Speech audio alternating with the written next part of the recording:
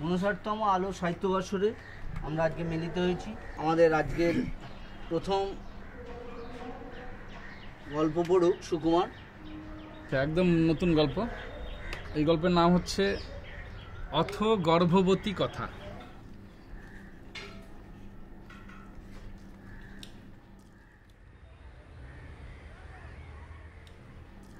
বিবেকানন্দ বলেছিলেন যে পৃথিবীতে যখন এসেছিস একটা দাগ রেখে যা।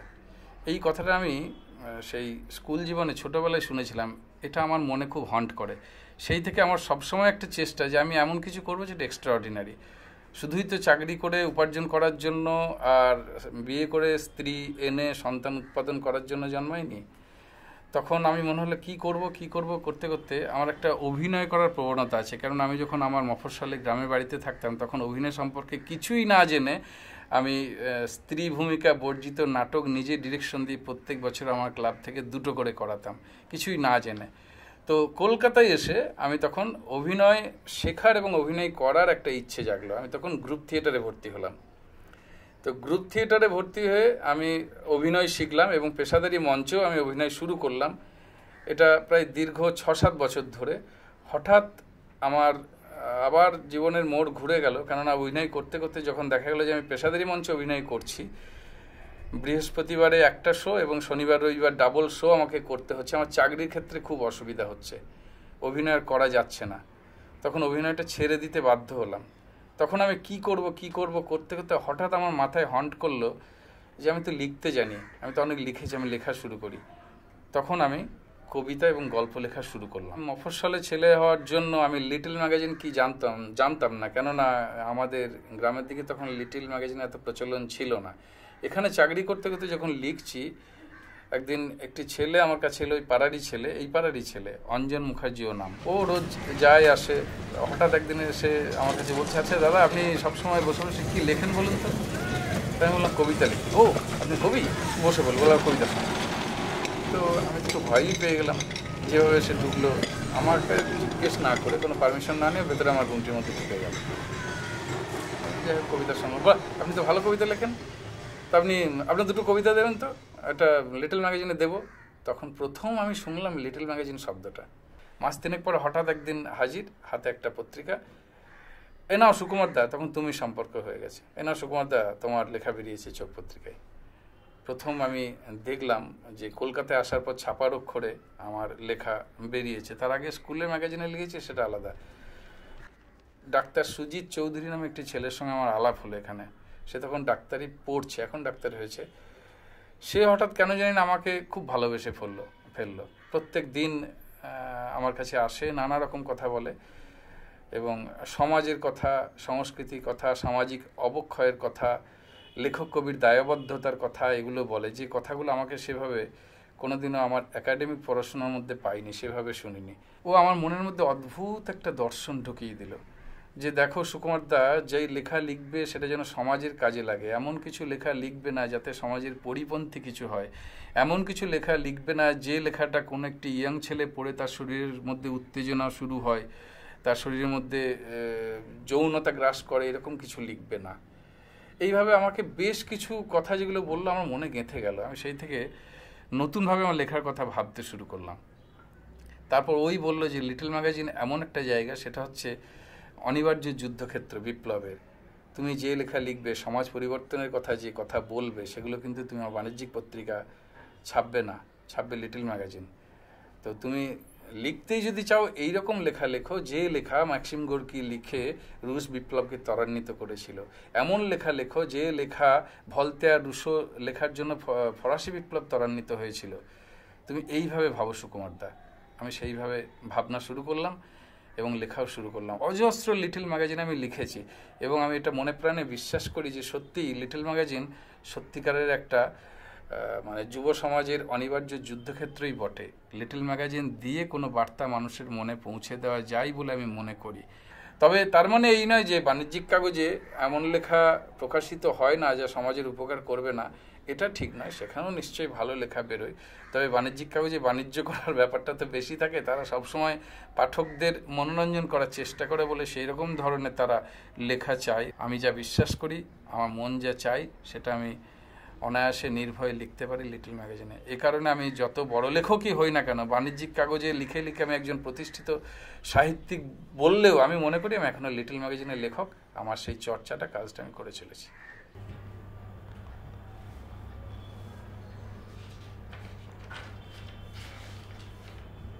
পাঠক হচ্ছে দু রকমের, নিয়মিত পাঠক এবং অনিয়মিত পাঠক। যারা নিয়মিত পাঠক, যারা পড়াশোনার চর্চা করেন, তারা কিন্তু বই পড়ে যাচ্ছেন, তারা পড়ছেনই, সেই পাঠকটা কিন্তু কমেনি।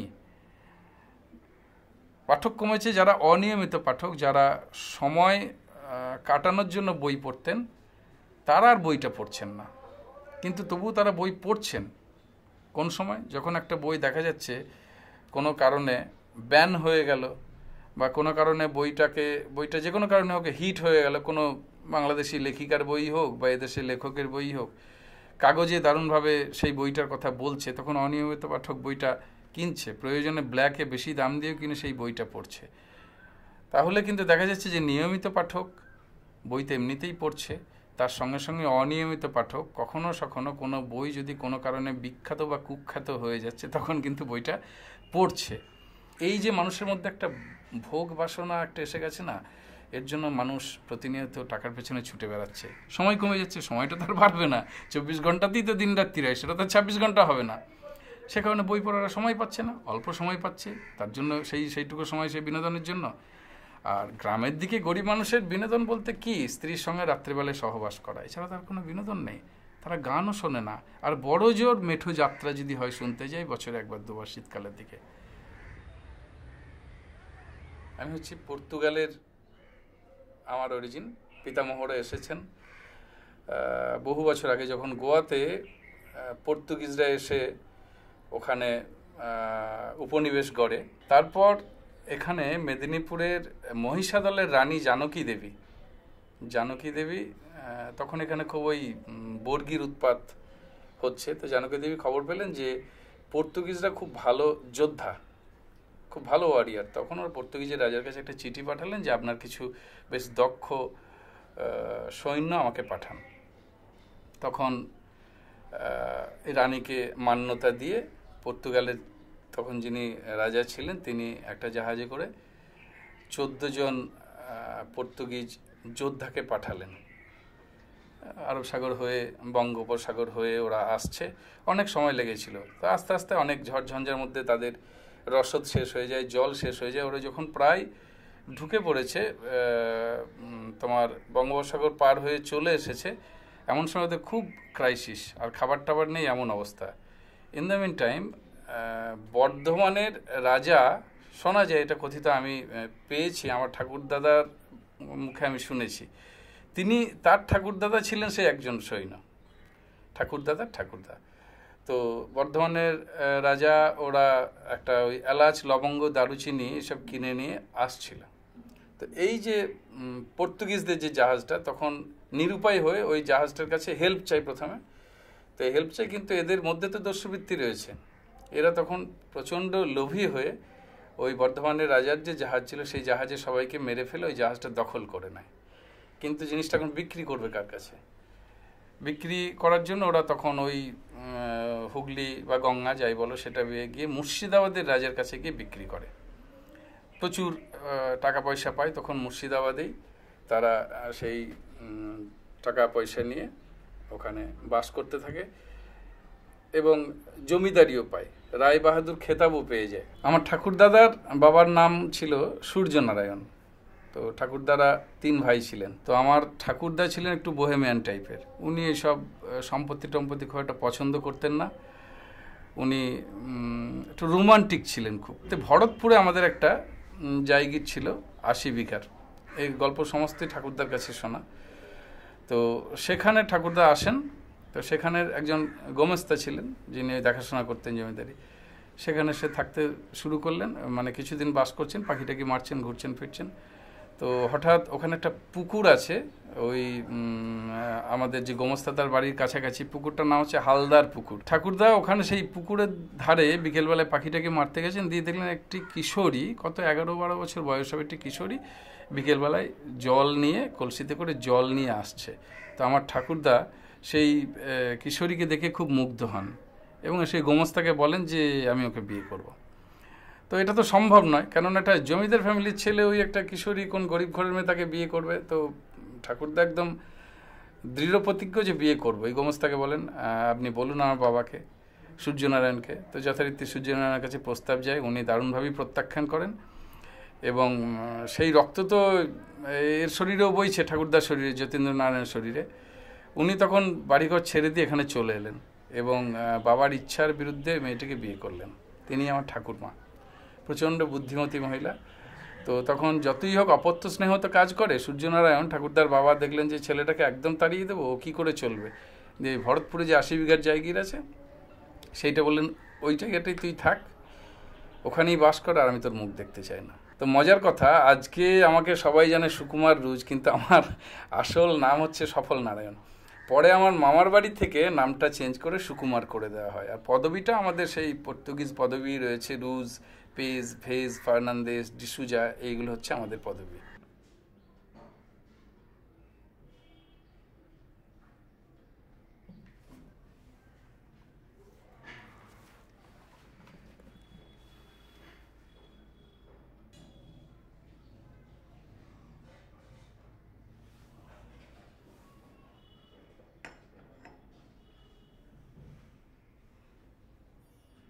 যখন আমি স্কুলে পড়ি তখন স্কুলে দেওয়াল পত্রিকা করেছি, আমি সম্পাদক ছিলাম, সেখানে নিজে কবিতা লিখেছি। আমার প্রথম কবিতা মনে আছে এখনও।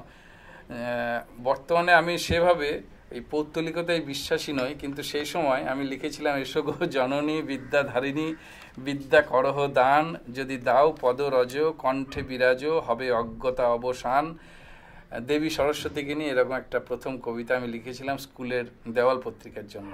আমি যে স্যারের কাছে অঙ্ক করতাম, টিউশন পড়তে যেতাম, সেই স্যারের একটি মেয়ে ছিল, দুটি মেয়ে ছিল। একটি মেয়ে আমার সহপাঠী, আর একটি মেয়ে ছোট, ক্লাস 8-এ পড়ে। তো সহপাঠী হওয়ার সুবাদে, দিদি সহপাঠী হওয়ার সুবাদে এবং তার বাবার কাছে আমি পড়ি বলে তাদের বাড়িতে আমার অবাধ গতি ছিল। এবং দ্বিতীয় যে মেয়েটি ক্লাস 8-এ পড়ে, তার সঙ্গে আমার একটা বেশ সুন্দর সম্পর্ক হয়, একটা ভালোবাসার সম্পর্ক হয়। মনে মনে একটা ভাবি যে তাকেই বিয়ে করব। মেয়েটি বড় হয়, মাধ্যমিক পাস করে, এইচএসে কী নিয়ে পড়বে, সেখানে আমার সাজেশন চাই, এগুলো দিয়ে আমি তখন মুম্বাইয়ে চাকরি করছি। কিন্তু আমার ভেতরে তো একটা অন্য কালচার, অন্য একটা সংস্কৃতি রয়েছে, আমি ওইটার সঙ্গে ঠিক মানিয়ে নিতে পারলাম না। আমি শিপিংয়ের চাকরি ছেড়ে দিয়ে কলকাতায় চলে এলাম, বাড়িতে বসে রইলাম। কলকাতায় আসিনি, মানে দাঁইহাটে ফিরে গেলাম। তো সেখানে থাকাকালীন আমি আবার একটা খুব অদ্ভুতভাবে আমি চাকরিটা পেয়ে গেলাম, ক্যালকাটা ট্রামেজ কোম্পানির চাকরি।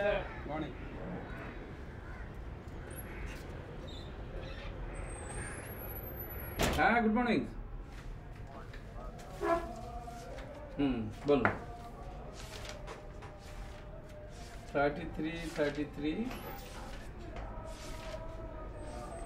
बोलून 5:30 के अंदर चला जाइए। वहाँ चक्र भवन है ना, चक्र भवन, कभी पहला चक्र भवन में 16 नंबर रूम में जाइएगा। वहाँ हम लोगों का कंडक्टर ड्राइवर रेस्ट लेता है।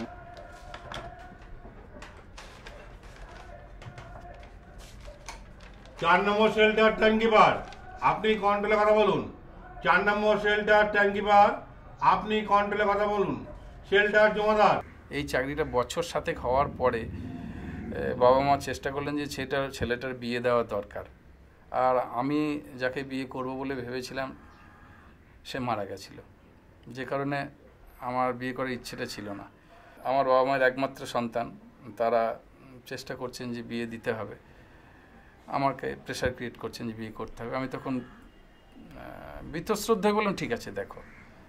তারপরে আমার বাবা মা, এই আমার যে স্ত্রী পম্পা, আমার বাড়ির গ্রাম থেকে বেশি দূরে নয়, মোটর বাইকে লাগে মিনিটাস্টেক, হয়তো 3-4 কিলোমিটার দূরে বাড়ি। ওখানে ওরা দেখলেন, আমাকে বললেন মেয়েটিকে দেখে আয়। আমি বললাম তোমাদের একমাত্র ছেলের বিয়ে দেবে, আর তোমাদের যে অভিজ্ঞতা তাতে তো আমার চেয়ে তোমরাই ভালো দেখবে, আমি হয়তো ভালো দেখতে, তোমাদের যদি মনে হয় যে মেয়েটি আমার জন্য উপযোগী, ঠিক আছে। তারপরে একদম বিয়ের দিনে গিয়ে মেয়েটিকে দেখলাম, তার আগে আমি দেখতে যাইনি। আর আমার 2টি সন্তান, সৃজন আর সুমন। সুমন বড়, সৃজন ছোট। বাবু তুই মাছ খাওয়াটা ছেড়ে দিবি বাবা? ও রোজ চিকেন হলে ভালো হয় না, মাছই খেতে চায়। আমি যে কাকে কোনটা দিলাম সেটা কি না আছে? খাও না, সব ঠিক হয়ে গেল। না ঠিক সব কথা ঠিক আছে, এটা তো ওটা ওই যেটা নেবে নিবি, সব শুরু করে দাও। এত বকি না দিচ্ছ কথা। হ্যাঁ কেমন বলছি।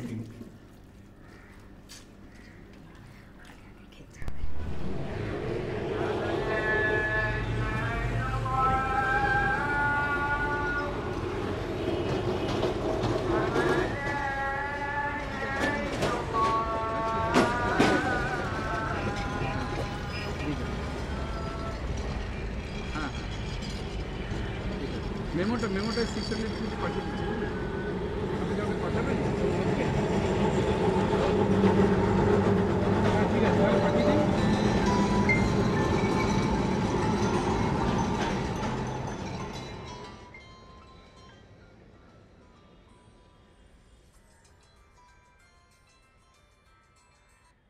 নারী আমার কাছে সবসময় একটা মুগ্ধতার বিষয়।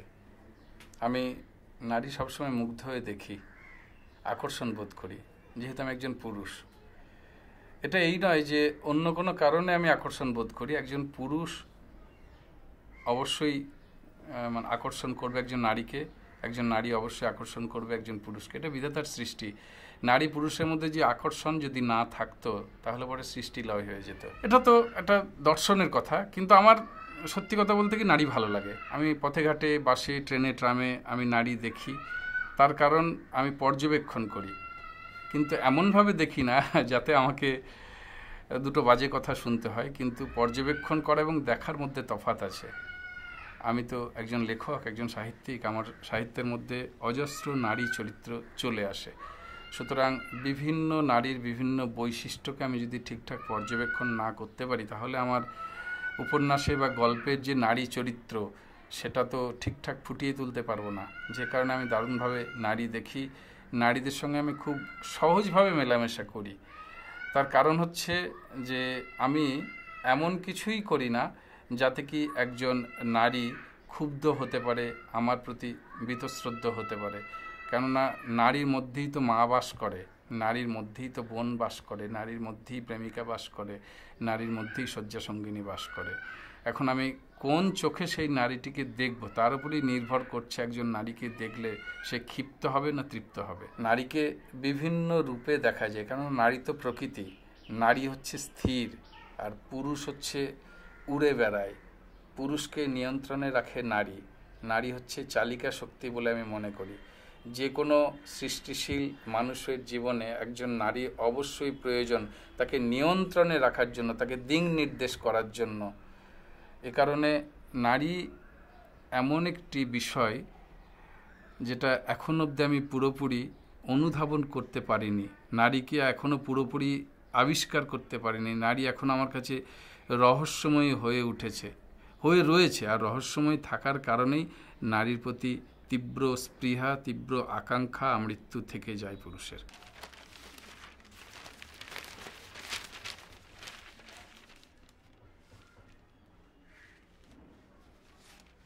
উনিশশো 47 সালে স্বাধীন হয়েছে আমাদের দেশ, স্বাধীন হয়েছে। সেই হিসেবে আমরা স্বাধীন দেশের নাগরিক, আমরা সগর্বে বলি। কিন্তু আমার মনে হয় আমরা কিন্তু এখনো পরাধীনই আছি, আমরা স্বাধীন নই। যদি বলো কেন, তো বলবো তখন আমাদেরকে শাসন করেছে ইংরেজরা, এখন শাসন করছে আমাদের দেশের রাজনৈতিক নেতারা। বিভিন্ন রাজনৈতিক দল আমাদেরকে শাসন করছে। তারা যেভাবে শাসন করেছে এবং শোষণ করেছে এবং তারা নির্মাণও করেছে, কিন্তু বর্তমানে দেশের যে রাজনৈতিক দলগুলো রয়েছে তারা শাসন করছে, শোষণ করছে, অথচ নির্মাণ করছে না। সুতরাং আমি জনগণকে যদি আমার হাতের মুঠোর মধ্যে আনতে পারি তাহলে পরে জনগণ, আমি ক্ষমতাধারী হব। তো জনগণকে সহজে নমনীয় করা যায় তার বিভিন্ন সেন্টিমেন্টের সুশ্রী দিয়ে। অনাদিকাল ধরে চলে আসছে ধর্ম। আগে তো শুধু ধর্ম ছিল মানব ধর্ম, তারপর হয়তো নারী ধর্ম আর পুরুষ ধর্ম যদি বলা হয়। কিন্তু এর পরে যে সমস্ত জাতপাত এবং যে হিন্দু, মুসলমান, বৌদ্ধ, খ্রিস্টান, এই যে ধর্মগুলো তৈরি করা হয়েছে, এটা তো দীর্ঘদিন ধরে এই ধর্মের ভেদাভেদ দিয়ে রাজনীতি চলছেই। আমার মনে হয়, একান্ত ব্যক্তিগত মত, যে বর্তমান সময়ে রাজনৈতিক নেতা যারা রয়েছেন তারা এই ধর্মের ভেদাভেদটা দারুণভাবে জনগণের বা মানুষের মনের মধ্যে ঢুকিয়ে দিয়ে নিজেরা ক্ষমতা অর্জন করার চেষ্টা করছেন এবং এর ফলটা খুব খারাপ হবে। আমার মনে হয় একসময় যেমন আমরা যদি ইতিহাসের দিকে ফিরে যাই, যখন গোপালকে রাজা করে বসানো হলো তার আগে যেমন মাৎসন্যায় বলে একটা কথা আমরা ইতিহাসে পড়েছি, যেভাবে মানুষের মধ্যে দারুণভাবে মারামারি খুনোখুনি খেয়েই একটা অব্যবস্থা তৈরি হয়েছিল। সেই রকম যখন আমাদের দেশ ভাগ হলো তারপরেও দারুণভাবে হিন্দু মুসলমানের একটা ভেদাভেদ তৈরি করে মারামারি কাটাকাটি হয়েছিল, যেটাকে রায়েট বলা হয়েছিল। বর্তমান অবস্থা যেদিকে যাচ্ছে আমার মনে হয় সেই রকম একটা দিকেই আমরা ক্রমশ এগোচ্ছি। যদি আমরা সচেতন না হই, খুব বেশি দিন সময় লাগবে না যে আমরা আবার ভাইয়ে ভাইয়ে মারামারি করব, আমার পাশের বাড়ির লোকের সঙ্গে আমার মারামারি হবে। কেননা ধর্মের ভেদাভেদ যখন রাজনীতির হাতিয়ার হয়ে যায় না, তখন সেটা প্রচণ্ড ধারালো হয়ে ওঠে। তবে আমি এটাও বিশ্বাস করি যে যতই রাজনৈতিক নেতারা ধর্মের সুড়সুড়ি দিয়ে বা অন্যভাবে মানুষের মধ্যে ভেদাভেদ সৃষ্টি করার চেষ্টা করুক না কেন, একসময় মানুষ নিশ্চয়ই উপলব্ধি করতে পারবে যে এটা সঠিক পন্থা নয়। যখন তারা পিছুতে দেওয়ালে পিঠ থেকে যাবে, তখন তারা ঘুরে দাঁড়াবে। সেটাকেই বলা হয় রেভলিউশন বা বিপ্লব। আজকালের মধ্যেই পোষাওভাবে শুনছি, এ সময় ওইসব যন্ত্র লাগে না, কান পাতলেই শুনতে পাবে বিচ্ছুটার দামালপনা। এসো পেটে কান পাতো। তুহিনা একটু ইতস্তত করে এগিয়ে যায় মেয়েটার কাছে, উঁচু পেটটাতে আস্তে আস্তে হাত বুলোয়, কান পাতে, আলতো করে চুমু খায়। ওর চোখ দুটো জলে ভরে ওঠে। মেয়েটারও চোখের কোনায় জল। দিদিমণি, সন্তানটা তোমার হলো, আমি তো পেটে ধরেছি, তাই আমার একটা কথা রাখতে হবে তোমাকে। তুহিনা চমকায়, কি কথা? রাগ করবা না তো? আরে বাবা, বলবে তো আগে। বলছিলাম, আমি আমার বরকে দিয়ে পেটের বিচ্ছুটার লেগে একখান সোনার হার গড়াতেই দিয়েছি। দোকানের স্লিপটা আছে বরের কাছে। প্রসব হতে গিয়ে আমি যদি মরে যাই, তুমি যেন দোকান থেকে হারটা এনে ছেলের গলায় পরিয়ে দিও। আমার এই কথাটা রেখো দিদিমণি। হ্যাঁ, বরকে সব বলা আছে গো, আমার খুব শখ। তুহিনা মেয়েটার পায়ের ওপর মুখ গুঁজে হু হু করে কেঁদে ওঠে। মেয়েটা বলে, এখন বাচ্চার মাথাটা তো নিচের দিকে, সন্তানের মাথার কাছে মাকে কাঁদতে নাই গো দিদিমণি, তাতে সন্তানের অমঙ্গল হয়। তুহিনার কানে হয়তো সে কথা প্রবেশ করে না। বাইরে বাগানে তখন একটা মৌটুসি পাখি চেঁচিয়ে স্বরে তুমুল শব্দে ডেকে চলেছে।